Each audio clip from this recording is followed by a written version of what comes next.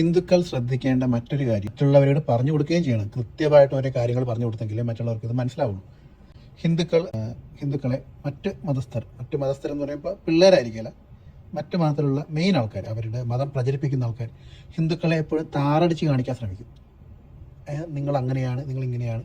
But നമുക്ക് അധികം നമ്മുടെ മതത്തെപ്പറ്റി അറിയാത്തത് കൊണ്ട് തന്നെ നമ്മൾ എന്ത് ചെയ്യും, അതിൽ വിശ്വസിച്ച് നമുക്ക് കുറച്ച് ഷെയിം, നമ്മളോട് തന്നെ ഒരു പുച്ഛമൊക്കെ തോന്നുന്ന രീതിയിൽ. അതാണ് അവരുടെ മെയിനായിട്ടുള്ള ഉദ്ദേശം. ഓക്കെ, ഈ പറയുന്നവരുടെ മതത്തിൻ്റെ കാര്യങ്ങൾ നിങ്ങളൊന്ന് പഠിച്ചു നോക്കും. അതിനകത്തുള്ള ഈ കാമക്കേളികളും മറ്റ് മനുഷ്യത്വ വിരുദ്ധമായിട്ടുള്ള ഒത്തിരി കാര്യങ്ങൾ ഇതിനകത്തുണ്ട്. ഇതെല്ലാം മറിച്ച് നമുക്ക് ഇതിനെപ്പറ്റി, നമ്മുടെ മതത്തിനെ പറ്റി പോലും അറിയാത്തതുകൊണ്ടാണ് നമ്മൾ മറ്റതിനെ വിമർശിക്കാനും ഇതിലൊന്നും പോകാത്തത്. ഇന്നത്തെ കാലത്ത് ഇതെല്ലാം അവൈലബിൾ ആണ്, ഏതൊക്കെ മതത്തിൽ എന്തൊക്കെ പ്രശ്നമുണ്ടെന്ന്. ഇതൊക്കെ കമ്പയർ ചെയ്ത് നോക്കുമ്പോൾ നമ്മുടെ മതം എന്ന് പറയുന്നത് സ്വർഗ്ഗമായിട്ട് എനിക്ക് തോന്നാറുണ്ട്. എനിക്കെന്നല്ല, ഒട്ടുമിക്ക ആൾക്കാർക്ക് ഇന്ന് തോന്നി തുടങ്ങി. കാര്യം ഇത്രയും മനുഷ്യത്വ വിരുദ്ധമായിട്ടുള്ള ഒത്തിരി മതങ്ങളാണ് നമുക്ക് ചുറ്റിനുള്ളത്. അത് വെച്ച് നോക്കുമ്പോൾ നമ്മുടെ മതം എത്രയോ സ്വർഗ്ഗമാണ്, എത്രയോ സ്വാതന്ത്ര്യമാണ് ഇതിനകത്തിരുന്നത്. മനുഷ്യന് സ്വതന്ത്രമായി ചിന്തിക്കാനും പ്രവർത്തിക്കാനും ഇത്രയും സ്വർഗ്ഗമായിട്ടുള്ളൊരു മതം വേറെയില്ല. അപ്പം ഞാൻ പറഞ്ഞു വന്നത്, മറ്റുള്ള മതത്തിലെ മതപ്രചാരകർ എന്തുകൊണ്ട് നമ്മളോട് നമ്മുടെ മതം മോശമാണെന്ന് അവർ പറയുന്നു, അവരുടെ പിള്ളേരെ പഠിപ്പിച്ചും വിടുന്നെന്ന് പറഞ്ഞതിൻ്റെ ആധാരം എന്ന് പറയുന്നത്, നമുക്ക് നമ്മുടെ മതത്തോട്, ഇപ്പം ഞാൻ വിശ്വസിക്കുന്ന ഹിന്ദുവാണ്, എനിക്ക് എൻ്റെ മതത്തിനെ പറ്റി വലിയ ധാരണകളോ കാര്യങ്ങളില്ല. നമ്മൾ ചെറുപ്പം തുടങ്ങി മതം പഠിച്ചല്ല പോകുന്നത്. അപ്പോൾ അതുപോലെ അതുകൊണ്ട് തന്നെ നമുക്ക് വലിയ ധാരണകൾ, നമ്മൾ അമ്പലത്തിൽ പോയി പ്രാർത്ഥിക്കുന്നതെന്നല്ലാണ്ട് വലിയ ധാരണകളൊന്നും വലിയ കാര്യമായിട്ടില്ല. അപ്പോൾ അതുകൊണ്ട് തന്നെ നമ്മളിങ്ങനെ ചാഞ്ചാടി നിൽക്കുവാണ്, വിശ്വാസം വേണോ വേണ്ടയോ, ഉപേക്ഷിക്കണോ ഉപേക്ഷിച്ചില്ലയോ, ഏകദേശം ഉപേക്ഷിച്ച പോലെയൊക്കെയാണ് എത്ര മിക്ക ആൾക്കാരും ജീവിക്കുന്നത്. അപ്പോൾ അങ്ങനെ നിൽക്കുമ്പോൾ നമ്മൾ എന്ത് ചെയ്യുക, ഇവർക്ക് മതം മാറ്റിയെടുക്കാൻ പറ്റും.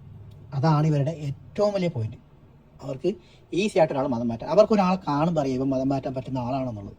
അതിൻ്റെ കൂട്ടത്തിൽ അവരുടെ പൊടിക്കൈകളായ നമ്മുടെ മത വിമർശനവും കൂടിയൊക്കെ ആകുമ്പോൾ, നമ്മുടെ മതത്തെ പറ്റി കൊന്നിട്ട് പൊടിക്കൈകൾ കൂടി ഇട്ട് തരുമ്പോൾ ഉറപ്പായിട്ട് മാറും. ഏറ്റവും കൂടുതൽ പെൺകുട്ടികളാണ് നമ്മുടെ നാട്ടിൽ മറ്റുള്ളവരുടെ പുറകെ പോകുന്ന ഒട്ടുമിക്ക പെൺകുട്ടികൾക്കും മതത്തിനെ പറ്റി ഒരു ധാരണയില്ലാത്തതാണ്.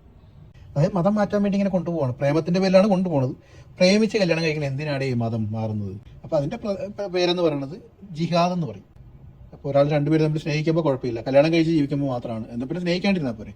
അപ്പോൾ ഈ ഉടായ്പ പരിപാടിയായിട്ടാണ് ഒട്ടുമിക്ക ആൾക്കാർ നടക്കുന്നത്. അപ്പോൾ ഇതിലൊന്നും വീഴാണ്ടിരിക്കുക, നമ്മുടെ കൂടെ ഉള്ളവരെ അത് പറഞ്ഞ് പഠിപ്പിക്കുക. നമ്മൾ ഈ വിശ്വാസത്തിൽ അടിയുറച്ച് നിൽക്കണോണ്ട് ഒത്തിരി ഗുണങ്ങളുണ്ട്. നമ്മുടെ ചിന്താതലം എന്ന് പറയുന്നത് സ്വാതന്ത്ര്യത്തോടെ നിൽക്കുമ്പോഴേ നമുക്കത് പറ്റുള്ളൂ.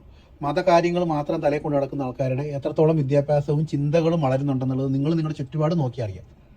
ഓക്കെ, അതിനിടയ്ക്കാണ് നമ്മൾ മതം പോലും പഠിക്കാണ്ട്. എന്നാൽ അത്യാവശ്യം നമ്മൾ എല്ലാ മതങ്ങളെ ഫോളോ ചെയ്ത് നല്ല നല്ല സ്ഥാനങ്ങൾ എടുത്ത് വളരുമ്പോൾ നമ്മൾ എത്തിപ്പെടുന്ന ഒത്തിരി പൊസിഷൻസ് ഉണ്ട്. വിദ്യാഭ്യാസപരമായിട്ട് നമുക്ക് നല്ല വളർച്ചയുണ്ട്. ഗവൺമെന്റ് ജോലിക്കൊക്കെ നമ്മൾ തന്നെയാണ് ഒത്തിരി മേഖലകളുള്ളത്. മറ്റെത്രയോ വലിയ മേഖലകളിൽ ശാസ്ത്രജ്ഞന്മാരായിട്ട് ഇന്ത്യയിൽ ഇരിക്കുന്ന ആൾക്കാരെ നിങ്ങൾ ശ്രദ്ധിച്ചാൽ മതി, അവരെല്ലാം ഹിന്ദുക്കൾ തന്നെയാണ്.